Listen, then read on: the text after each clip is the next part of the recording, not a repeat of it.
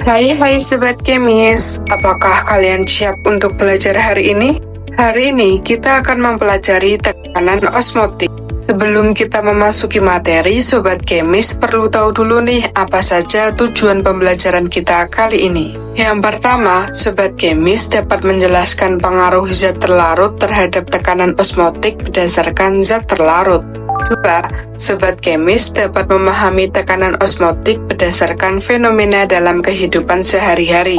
3. Sobat Kemis juga dapat menghitung tekanan osmotik. Nah, mari kita mulai pembelajarannya. Apakah Sobat Kemis tahu mengapa timun menjadi mengerut saat direndam dalam larutan garam? Begitu juga mengapa lintah yang menempel pada kulit manusia akan lepas jika disiram dengan larutan garam.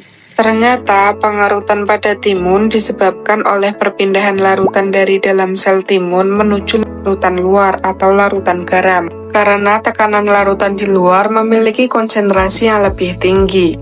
Sedangkan pengarutan pada lintah terjadi karena cairan lintah berpindah keluar. Karena konsentrasi cairan di luar lebih tinggi sehingga lintah dapat mengerut dan lepas dari kulit manusia. Semua ini adalah contoh fenomena osmosis dalam kehidupan sehari-hari.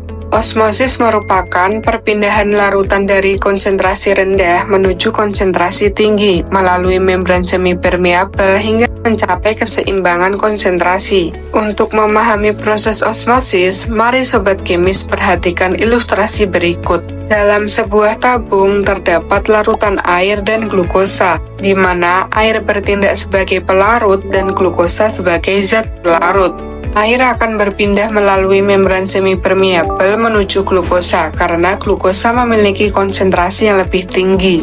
Perpindahan air menuju larutan konsentrasi yang lebih tinggi sehingga air akan bergerak keluar sel dinamakan larutan hipertonik. Sedangkan larutan hipotonik adalah konsentrasi zat terlarut lebih rendah dibandingkan pelarut yang lain yang nantinya air akan bergerak ke dalam sel. Kemudian larutan isotonik adalah konsentrasi zat sama dengan pelarut lainnya sehingga tidak ada pergerakan dari air. Perpindahan air menuju konsentrasi yang lebih tinggi mengakibatkan perbedaan tinggi larutan sehingga belum tercapainya kesetimbangan. Untuk mencapai kesetimbangan, perlu diberhentikan proses osmosis dengan cara memberikan tekanan dari luar. Tekanan ini disebut tekanan osmotik. Tekanan osmotik merupakan tekanan yang harus diberikan untuk menghentikan proses osmosis. Tekanan osmotik dapat dituliskan dengan rumus sebagai berikut. Tekanan osmotik atau P itu perkalian dari molaritas larutan, konstanta gas, dan suhu. Rumus ini dapat digunakan jika larutannya non-elektrolit seperti etanol. Sedangkan larutan elektrolit seperti air laut, Sobat Kemis dapat menggunakan rumus berikut ini. Tekanan osmotik atau P itu perkalian dari molaritas larutan, konstanta gas, suhu, dan faktor Van Hoff. Terima kasih Sobat Kemis sudah mengikuti pembelajaran dengan baik. Sampai jumpa di video selanjutnya ya.